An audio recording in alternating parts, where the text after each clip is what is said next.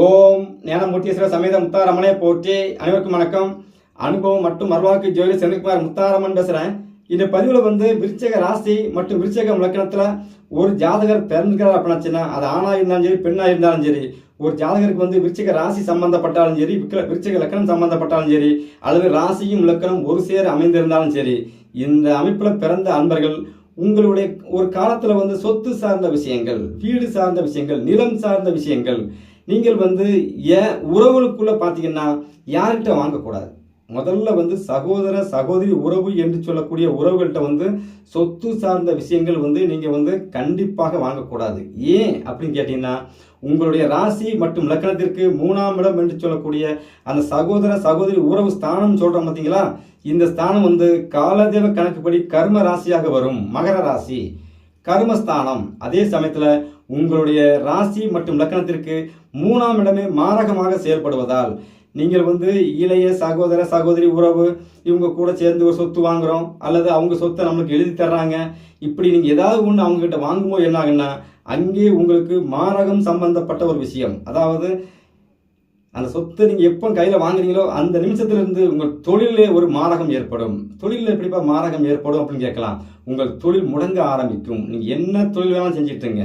ஏன் ஒரு கோவிலில் நீங்கள் பூசை போடுற பூஜாரியாக இருந்தாலும் சரி, ஐயராக இருந்தாலும் சரி, கோவிலில் திருப்பணி செய்கிற நீங்கள் அன்பராக இருந்தாலும் கூட ஒரு சொத்து நீங்கள் வாங்கி பாருங்கள். கண்டிப்பாக உங்களுக்கு அந்த கோவிலில் உள்ளே போய் பூஜை போடக்கூடிய தன்மையை கூட அந்த கிரகம் உங்களுக்கு அனுமதிக்காது. இதெல்லாம் ஆழமாக அணித்தரமாக என்னால் சொல்ல முடியும். ஏன்னா நான் விருச்சிக ராசி விருச்சிக லக்கணத்தில் பிறந்தவன். ராசி இலக்கணம் 1.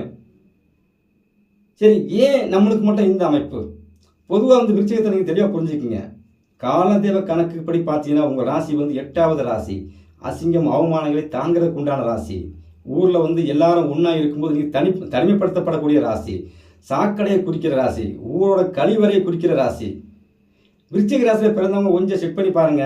அவங்க வாயிலிருந்து வர்ற வார்த்தைகள் கோபம் வந்துட்டுனா தேவையில்லாத கெட்ட கெட்ட கெட்ட வார்த்தைகளாக வரும். அதுதான் அவங்க ராசியின் தன்மை. அவங்க அப்படித்தான் பேசுவாங்க, அப்படித்தான் பேசணும். அப்படி பேசினாதான் அவங்க வாழ்க்கையும் ஜெயிக்கும். ஏன்னா உங்கள் ராசி மறைமுகமாக இயங்கிக் கொண்டே இருக்கும். எப்போ விருச்சிக ராசிக்காரங்க சகோதர சகோதரி உறவுகளோட சேர்ந்து ஒரு இடம் சார்ந்த விஷயம், நிலம் சார்ந்த விஷயம் நீங்கள் கையெழுத்து போட்டு நீங்கள் வாங்குறீங்களோ அந்த நிமிஷத்துலேயே உங்களுக்கு தொழில் சார்ந்த விஷயம் கண்டிப்பாக நீங்கள் என்ன தொழில் செய்யலோ அந்த தொழில் மாரகமாகவே செயல்படும். லாபங்கள் வராது, அந்த தொழிலை முடக்கி போடும். அதான் முதல்ல சொல்லிட்டேன் பார்த்தீங்களா, கோவிலில் பூசை போடுற பூசாரியாக இருந்தால் கூட அவங்க அந்த கோவிலில் போய் அதுக்கப்புறம் பூசை போடுறதுக்கு உண்டான சூழலை உருவாக்காது. இறைவன் சன்னிதானத்திலேயே இந்த விஷயத்தை உங்களுக்கு அரங்கேற்றும். ஏன்னா அந்த ராசியின் தன்மை, அந்த மகர ராசியின் தன்மை அதைத்தான் செய்யும். சரி, இதனால அப்ப நம்ம என்னதான் பண்றது? சொத்து சுகம் சார்ந்த விஷயம் எப்படி அமைக்கிறது? தனிச்சு வாங்குங்கள், தனியாக நில்லுங்கள், எங்கே இருந்தாலும் தனியாக இருங்க. முருகப்பெருமானே உங்களுக்கு அதான் சொல்லி கொடுத்துட்டு போறாரு. தாய் தப்பான சண்டை போட்டு போறாரு, சகோதர உறவோட சண்டை போட்டு போறாரு. என் நாடு என் மக்கள் என்று ஏற்படுத்தி கொண்டு தனிமையில் இருக்கிறேன், முடிந்தால் என்னை எல்லோரும் அங்கே சந்திங்கள் என்று சொல்லிட்டு தானே அவர் பழனிமலையில உட்கார்றாரு. செவ்வாயின் ராசி உங்கள் ராசி. உங்கள் ராசிக்கு 3ஆம் இடம் என்று சொல்லக்கூடிய காலி நிலம் உங்கள் ராசிக்கு மாரகமாகவே செயல்படும். உங்கள் ராசிக்கு அது 3ஆம் இடம் சகோதர சகோதரி உறவை குறிக்கிறதுக்கு உண்டான ராசி.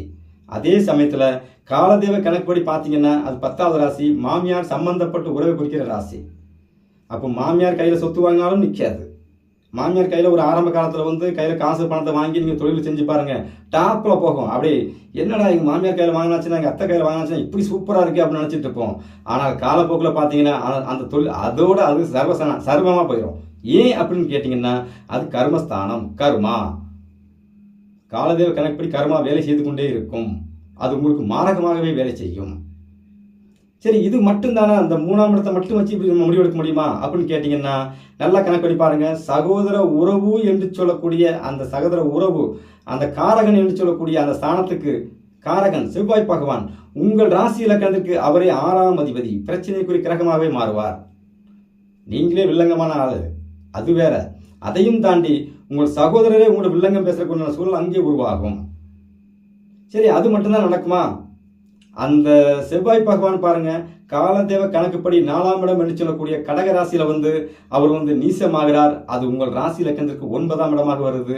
அதே சமயத்தில் அந்த ராசி பாதக ராசியாக செயல்படும். அப்போ நல்லா யோசிச்சு பாருங்க, செவ்வாய் என்று சொல்லக்கூடிய அந்த உறவு உங்களுக்கு வந்து நீங்கள் என்ன என்ன உதவி வேணாலும் பண்ணிக்கிங்க, தப்பே கிடையாது. உங்கள் தம்பி சகோதர உறவு வர்றாங்க, அண்ணா எனக்கு பணம் இல்லை, ஒரு 10,000 வேணும், கொடுங்க, திருப்பி கேட்காதுங்க. ஏன்னா உங்கள் கர்மா கழியும், உங்களுக்கு வந்து மாரகம் செயல்படாது. நீங்கள் திருப்பி கேட்கும்போது அதுவே அடிக்கடி சண்டையாக மாறி வில்லங்கமாக மாறும். ஏன்னா 6ஆம் இடம் வில்லங்கம். அப்போ இந்த மாதிரி நீங்கள் ஒரு இடம் சார்ந்த விஷயத்த வந்து சகோதர உறவுகிட்ட நம்ம வந்து ஒரு இடம் வாங்கிடுறோம், இல்லைன்னா ஒரு வீடு கட்டி தர்றாங்க நம்ம வாங்கிக்கிறோம் அப்படின்னு நீங்கள் அதில் போய் உட்காரணும்னு நினச்சிங்கன்னா, எப்போ கெட்ட ஆரம்பிக்கிறீங்களோ அப்போவே உங்கள் வாழ்க்கையில் வந்து பிரச்சனை உருவாக ஆரம்பிச்சுட்டு அர்த்தம். அதிலிருந்து உங்கள் தொழில் முடங்கும், உங்கள் வருமானம் முடங்கும், கடன் சார்ந்த விஷயங்கள் உருவாகும், எதிரிகளால் தொல்லைகள் ஏற்படும், இறைவன் அருள் பரிபூரணமாக உங்களுக்கு கிடைக்காது. ஏன்னா உங்கள் ராசிக்கு 3ஆம் இடம் என்று சொல்லக்கூடிய மாரகஸ்தானத்தை உங்கள் சகோதர உறவு உங்களுக்கு தூண்டி கொடுக்கிறார். அது உங்களுக்கு வந்து நிலமாகவோ பொருளாகவோ அது வந்து உங்களுக்கு டாக்குமெண்டாகவோ கையில் வரும்பொழுது உங்கள் ராசிக்கு 6ஆம் இடம் என்று சொல்லக்கூடிய அந்த கடன் சார்ந்த விஷயம் வந்து அங்கே தலை தூக்கும். ஏன்னா செவ்வாய் உறவு வந்து உங்களுக்கு வந்து யோகத்தை கொடுக்கிறார். கொடுக்கும்போது சகோதர உறவு கொடுக்கும்போது அங்கே 6ஆம் இடம் வேலை செய்யும். 6ஆம் இடம் வேலை செஞ்சால் அதோட போகாது, அந்த செவ்வாய் பகவான் எங்கே நீசமாகிறாரோ அந்த ஸ்தானமும் வேலை செய்யும். அது கடகராசி பாக்கியஸ்தானம், இறைவன் அனுக்கிரகமும் அங்கே குறைய ஆரம்பிக்கும். நல்லா செக் பண்ணி பாருங்க.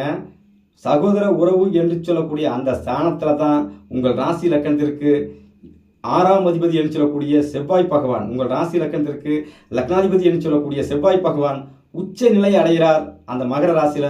அதுவே உங்கள் ராசி லக்கணத்துக்கு மாரகஸ்தானமாக செயல்படும். டாக்குமெண்ட்ல சைன் பண்ணிட்டாங்களா, வேலை முடிஞ்சு போச்சு, வந்து பாருங்க, வீட்டில் வந்து தொழிலை முடக்கி போட்டிருக்கோம், வாழ்க்கையில் நிம்மதியில்லாத சூழ்நிலை உருவாகும், என்ன செஞ்சால் வெளியே வர முடியும் அப்படின்னு சொல்லி இறைவனே உங்களுக்கு வந்து அந்த விஷயத்தை காட்டி கொடுக்க மாட்டான். ஏன்னா அது கர்மாவில் வந்து நிற்கும். ஒரு காலத்துக்கு அப்புறம் நீங்கள் வந்து என்னடா இப்படி நடந்து போச்சு, எதனால் இப்படின்னு சொல்லி நீங்களே உங்கள் வாழ்க்கையை வந்து ரிவர்ஸில் யோசித்து எதில் இருந்து பிரச்சனை ஆரம்பிக்குது அப்படின்னு சொல்லி நீங்கள் ஒன்று ஒன்றா யோசித்து கொண்டு வந்தீங்கன்னா அந்த ஒரு 2 வருஷம் 3 வருஷம் உங்களை வச்சு நையை புடைச்சி எடுத்துட்டு அதுக்கப்புறம் லைட்டாக காமிச்சு கொடுக்கும், ஏய் இதுதான்டா காரணம் அப்படின்ட்டு. அதுக்குள்ளே உங்கள் கர்மா கழிஞ்சு போகும், உங்கள் வாழ்க்கையில் ஏகப்பட்ட கடனாகி போகும். ஏன்னா 6ஆம் இடம் கடனாக உருவெடுக்கும். அப்போ உங்கள் சகோதரி உறவுகள்கிட்ட இருந்து நீங்கள் எந்த ஒரு பொருளையுமே நீங்கள் வாங்கினீங்கன்னா அது ஒரு பிரச்சனை கண்டிப்பாக உருவெடுக்கும். இதை வந்து நீங்கள் ஆழமாக அடித்தனமாக நான் எழுதி வேணாலும் தர்றேன், உண்மையாக பொய்யாங்கிறத அவங்க வாழ்க்கையில் செக் பண்ணிக்கோங்க. உதாரணமாக இன்னொரு சின்ன விஷயம் சொல்லிடுறேன். 3ஆம் இடம் அப்படிங்கிறது செல்போன் சம்பந்தப்பட்ட விஷயத்தை குறிக்கிறதுக்கு உண்டான இடம் உங்கள் ராசி லக்கணத்திற்கு. அப்போ ஒரு சகோதர உறவுகிட்ட இருந்து ஒரு செல்போன் மட்டும் நீங்கள் வந்து ஒரு 1000 ரூபாய் கொடுத்து 1000 ரூபாய்க்கு ஒரு செல்போன் ஒன்று வாங்கி தற்சமயத்துக்கு ஒரு 10 நாள் ஒரு மாதம் அந்த செல்போனை வச்சு நீங்கள் யூஸ் பண்ணி பாருங்க. அந்த ஒரு மாசத்துல உங்களுக்கு நடக்கிற விஷயங்கள் என்னென்ன பிரச்சனை சந்திக்கிறீங்க, எவ்வளவு தொந்தரவு அனுபவிக்கிறீங்க அப்படிங்கிறத வந்து அதுவே சாட்சியாக வந்து நிற்கும். என்னை செக் பண்ணி பார்க்கணும்னு நினச்சிங்கன்னா இந்த விஷயம் செஞ்சு பாருங்கள். வெறும் 1000 ரூபா தான். இல்லைனா நீங்களே ஒரு 1000 ரூபாய் கையில் கொடுத்து தம்பி தங்கச்சி அந்த அப்படி எனக்கு ஒரு செல்ஃபோன் வாங்கி கொடுறா அப்படின்னு சொல்லி கொடுங்க. அவங்களே ஒரு 1000 ரூபாய் செல்ஃபோன் வாங்கி தரட்டு, அல்லது சிம் கார்டு வாங்கி தரட்டு. அதை வச்சு நீங்கள் ஒரு மாதம் நீங்கள் உங்கள் வாழ்க்கையை நீங்கள் நகட்டி பாருங்கள். வாழ்க்கையில் வந்து இத்தனை நாள் பட்ட கஷ்டத்தை விட ஏன்டா இந்த செல்ஃபோனை கையில் எடுத்தோம் அப்படின்னு நினைக்கிற அளவுக்கு உங்களுக்கு மிகப்பெரிய ஒரு மாற்றத்தை செய்யும். எல்லா அளவும் இதில் மாற்றம் கிடையாது. இதை என்னால் வந்து இந்த விஷயத்தை வந்து என்னால் வந்து ஆணித்தரமாக அடித்து சொல்ல முடியும். ஏன்னா சமீப காலத்தில் ஒரு 1.5 வருஷத்துக்கு முன்னால் ஒரு விஷயங்களை நம்ம ஆரம்பிக்கிறோம். அதில் வந்து உறவுகள்கிட்ட இருந்து நமக்கு ஒரு இனங்கள் சம்மந்தப்பட்ட விஷயத்தை நம்ம கைமாத்துறோம். சரி இருக்கட்டும் அப்படின்ட்டு என் வாழ்க்கை சரிவை நோக்கி நகர்கிறது. என்னடா இப்படி சரிவை நோக்கி நகருது அப்படின்னு சொல்லி என்னை அறியாமலே யோசித்து விளைவை கொண்டு வரும்போது ஒரு டாக்குமெண்ட் சம்பந்தப்பட்ட விஷயத்தை என் சகோதர உறவுகள் என்று சொல்லக்கூடிய உறவுகள் வந்து என் கையில் கொண்டு கொடுக்குறாங்க. அந்த நிமிஷம் எனக்கு வந்து மாரகம் என்று சொல்லக்கூடிய, சரிங்களா, மாரகம் நடந்திருக்கும், அவ்வளோதான். மாரகம் என்று சொல்லக்கூடிய ஒரு விஷயத்துக்கு போயிட்டு வந்து உயிர் பிழைச்சது என் தாய் முத்தாரம்மன் அருளால். அந்த அளவுக்கு ஒரு மிகப்பெரிய ஒரு விஷயத்தை நான் என் வாழ்க்கை சந்திச்சிட்டேன். இதையின் அந்த டாக்குமெண்ட்டு கையில் என் தம்பி சகோதர உறவுகள் மூலமாக டாக்குமெண்ட் ஒன்று எனக்கு தர்றாங்க. கையில் வாங்குகிற அன்னைக்கு எனக்கு ஒரு பிரச்சனை உருவாகுது. அந்த பிரச்சனை எனக்கு உயிர் சம்பந்தப்பட்ட கண்டத்தை உருவாக்குது. ஏன்னா 3ஆம் இடத்துக்கு 4ஆம் இடம் வேலை செய்யுது. 6ஆம் இடம் எதிரித்தன்மை அங்கே உருவாகுது. அங்கே எதிரி வலுவாகிறான். அங்கே ஜாதகர் வந்து வலு குறைகிறார். இங்கே மாரகஸ்தானம் வேலை செய்யுது. காலதேவ கணக்குப்படி 10ஆம் இடம் கர்மமாக வேலை செய்யுது. அப்போ நடந்த விஷயம் என்ன? மிகப்பெரிய ஒரு போராட்டம் வாழ்க்கையில். அதில் இருந்து உங்களுக்கு ஏகப்பட்ட கஷ்டங்கள் நஷ்டங்கள் உருவாக ஆரம்பிச்சது. யோசித்து அந்த டாக்குமெண்ட்டே வேண்டாமப்பா, அந்த பிரச்சனை எனக்கு வேண்டாம், நீங்களே வச்சுக்கிங்கன்னு திருப்பி கொடுத்ததுக்கப்புறம் என் வாழ்க்கையில் வந்து என்னோட உடலில் இருந்து நிறைய மாற்றங்கள். 6ஆம் இடம் உடலில் என்ன அறியாமலே ஒரு வயிறு சார்ந்த ஒரு தொல்லை கொடுத்துக்கிட்டே இருந்தது. அது தன்னை போலே அப்படியே ரெடி ஆகுது. தொழில் சார்ந்த விஷயங்கள் அது போல ஆட்டோமேட்டிக்காக ரன் ஆகுது. அப்போ இதிலிருந்து நான் புரிஞ்சுக்கிட்ட விஷயங்கள் என்ன? ஒருவர் வந்து யார்கிட்ட சொத்து வாங்கணும், சொத்து வாங்கக்கூடாது, அதை மூலம் தெரிஞ்சுக்கணும். இந்த அமைப்பு சகோதர உறவுகிட்ட மட்டும்தானா அப்படின்னு கேட்கக்கூடாது. தாய் ஸ்தானம் என்று சொல்லக்கூடிய 4ஆம் இடத்துல 4ஆம் இடம் சம்பந்தப்பட்ட உங்கள் அம்மா கிட்ட இருந்து நீங்கள் ஒரு பொருள் ஒரு விஷயம் வாங்கினாலும் அது உங்களுக்கு பிரச்சனையை மட்டுமே தரும். ஏன்னா 3ஆம் இடத்து அதிபதி என்று சொல்லக்கூடிய அந்த மாரகஸ்தானத்திற்கு சனி பகவானை அதிபதியாகிறார். அவரே 4ஆம் இடம் என்று சொல்லக்கூடிய தாய் ஸ்தானத்துக்கும் அதிபதியாகிறார். அப்போ தாயின் கையில் இருந்து நீங்கள் சொத்து வாங்கினாலும் வீடு வாங்கினாலும் பிரச்சனை தான். காலதேவ கணக்குப்படி பார்த்தீங்கன்னா அது பாதகமாக வேலை செய்யும். காலதேவ கணக்குப்படி பார்த்தீங்கன்னா கடக ராசி வந்து உங்களுக்கு பாதக ராசியாக வேலை செய்யும். இந்த தாய் ஸ்தானம் என்று சொல்லக்கூடிய ராசி வந்து காலதேவ கணக்குப்படி பாதகமாக வேலை செய்யும். எந்த சுத்தினாலும் சரி ஒன்றும் தப்பிக்க முடியாது. கிரகங்கள் வந்து ஒரு தூண்டில் போட்டுட்டு அப்படின்னாச்சுன்னா அதில் வந்து கடவுளாக இருந்தால் கூட சிக்கிக்குவாங்க. அந்த அளவுக்கு சரியான வேலை செய்யும். நம்ம தான் நம்ம ராசியின் தன்மை என்ன, நம்மளுடைய பிறப்பின் அம்சம் என்ன, நம்ம எதிர்நோக்கி இந்த பிறப்பில் வந்து நம்ம வந்து பிறந்து வந்திருக்கோம், அதை தெரிஞ்சு இதை கையில் எடுக்கலாமா வேண்டாமான்னு தெரிஞ்சு எடுத்தால் மட்டுமே ஜெயிக்க முடியும். மற்றபடி இது எங்கள் தம்பி தர்றான், கண்டிப்பாக தரட்டு. தம்பிகளுக்கு அப்போ நீங்கள் என்ன செய்யணும்? உங்களால் முடிஞ்ச உதவிகளை செய்யுங்க. என்னென்ன உதவி பண்ண முடியுமோ பண்ணி கொடுங்க. அது உங்களுக்கு புண்ணியத்தை கொடுக்கும், உங்கள் கர்மாவை கழிக்கும், உங்கள் வாழ்க்கை மேல் நோக்கி கொண்டு போகும், கீழே கொண்டு வராது.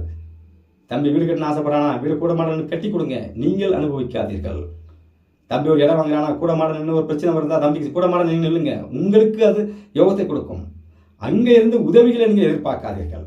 அந்த உதவி பணமாக இருந்தாலும் சரி, பொருளாக இருந்தாலும் சரி, டாக்குமெண்ட்டாக இருந்தாலும் சரி, நிலமாக இருந்தாலும் சரி, சரிங்களா, எந்த வகையில் அந்த உதவி இருந்தாலும் சரி, அது சகோதர உறவு தான், அது எந்த மாற்றம் கிடையாது. ஆனால் கிரக அமைப்புப்படி அது உங்களுக்கு வந்து தொல்லையை கொடுக்கும். அப்போ உங்கள் குடும்பத்தில் மூத்த உறவாக இருந்து நீங்கள் வந்து செய்யக்கூடிய விஷயத்த உங்கள் சகோதர உறவுகள் செய்யுங்க. என்ன செய்யுமோ செய்யுங்க. 50 லட்ச ரூபா கேட்குறானா, உங்களால் கொடுக்குறோம் தம்பிகளுக்கு, அது திருப்பி வாங்கக்கூடாதுங்கிற மனநிலை கொடுக்க முடியும்னா நீங்கள் எவ்வளோ வேணாலும் கொடுங்க, தப்பே கிடையாது. ஆனால் அதை திருப்பி கேட்கணும் அப்படின்னு கொடுக்குறீங்க அப்படிங்கும்போது அங்கே உங்களுக்கு கர்மா செயல்படும். உங்கள் ராசி லக்னத்திற்கு 6ஆம் அதிபதியை செவ்வாய் பகவான் வருவதால் நீங்கள் இந்த விஷயத்தை நீங்கள் இப்படித்தான் கையில் எடுக்க வேண்டும், அப்போ தான் ஜெயிக்க முடியும். நல்ல உதாரணம் செக் பண்ணி பாருங்கள். உங்கள் ராசி லக்னத்திற்கு நிலம் சார்ந்த விஷயத்துக்கு உண்டான காலி நிலத்துக்கு உண்டான கிரகம் யாருன்னு கேட்டால் புதன் பகவான், அவனே 8ஆம் அதிபதி. சரிங்களா, 3ஆம் இடமும் 8ஆம் இடமும் ஜாயிண்ட் ஆயிருங்களா. அதே சமயத்தில் அந்த வீடு என்று சொல்லக்கூடிய அமைப்புக்கு உண்டான கிரகம் யாருன்னு கேட்டிங்கன்னா சுக்கிர பகவான், அவரே 12ஆம் அதிபதி உங்கள் ராசிக்கு விரயம். சரி, 4ஆம் இடம் என்று சொல்லக்கூடிய வீடு சம்பந்தப்பட்ட அமைப்புக்கு உண்டான காரகன் சுக்கிரன் விரயமாக வந்துடுறாரு. அதே சமயத்தில் அந்த செவ்வாய் கட்டடங்கள் வருதுல்ல, செவ்வாய் சம்பந்தப்பட்டால் தான் அந்த நிலம் சார்ந்த விஷயங்கள். அப்போ 4ஆம் அதிபதி என்று சொல்லக்கூடிய சனி பகவானே உங்களுக்கு மாரகாதிபதியாக வந்துடுறாரு. அதுவே மிகப்பெரிய தோஷம். அதே சமயத்தில் உங்களுடைய ராசி லக்கணத்திற்கு வந்து வீடு என்று சொல்லக்கூடிய விஷயத்தை செவ்வாய் சுக்கிரன் சம்பந்தப்பட்ட அமைப்பாக ரெண்டே ஒன்றா பொருத்தி பார்த்தீங்க அப்படின்னா செவ்வாயை 6ஆம் அதிபதியாக வர்றார், கடனாக பிரச்சனையாக வர்றார், வில்லங்கமாக வர்றார். அதே சமயத்தில் வீடு சுகபோகமான ஒரு வாழ்க்கையை நீங்கள் உள்ளே போகும்போது அங்கே சுக்கிர பகவானே உங்களுக்கு விரயமாக வருகிறார். நல்லா யோசிச்சு பாருங்க, உங்களுக்கு புரியும். விருச்சிக ராசி விருச்சிகத்தில் பிறந்தவங்க வந்து சொந்த வீடு நீங்கள் வாங்குறீங்க அப்படின்னாச்சுன்னா வீடு நீங்கள் எப்போ வந்து நீங்கள் செகண்டாக வாங்கி நீங்கள் யூஸ் பண்ணுறீங்களோ அப்போ தான் உங்கள் வாழ்க்கை மேம்படும். ஆனால் உங்கள் உழைப்பாக இருக்க வேண்டும். கடனோடு வாங்கினாலும் நீங்களே வாங்குங்க, தனிச்சு நில்லுங்க, ஜெயிக்கலாம். உறவோடு நிற்கும் போது எந்தெந்த உறவோடு எல்லா உறவோடு நிற்கிறது தப்பு கிடையாது. அந்தந்த உறவுகள்கிட்ட எதை வாங்கணும் வாங்கக்கூடாது அப்படிங்கிற ஒரு விஷயம் இருக்குது. அப்போ சகோதர உறவுகள்கிட்ட நீங்கள் எதிர்பார்த்தால், சொத்து சார்ந்த விஷயத்தை எதிர்பார்த்தால், பூர்வீக சொத்தாக இருந்தாலும் சரி, அம்மா கட்டின வீடு, அப்பா கட்டின வீடு, நம்மளாம் ஒரே குடும்பத்தில் தான் பிறந்தோம், நம்ம ஒன்றா தான் இருக்கணும் அப்படின்னு சொல்லி நீங்கள் ஆசைப்பட்டு அதிலே வந்து சகோதர உறவுக்குள்ளே வந்து நீங்கள் நெருங்கி உள்ளே இறங்கும் பொழுது அங்கே பிரச்சனையை மட்டும்தான் நீங்கள் சந்திப்பீங்க. இதில் வந்து என்ன விஷயம் கேட்டிங்கன்னா, பிரச்சனைன்னு ஒன்று உருவாச்சுன்னா உங்கள் கூட 10 சகோதரர் பிறந்திருந்தாலும் சரி, 10 பேரில் உங்கள் கூட பிறந்த 10 பேரும் தனியாக இருப்பாங்க, ஒன்றா இருப்பாங்க, நீங்கள் தனிச்சிருப்பீங்க, தனிமைப்படுத்தப்படுவீர்கள். உங்கள் ராசி அங்கே தான் செய்யும்.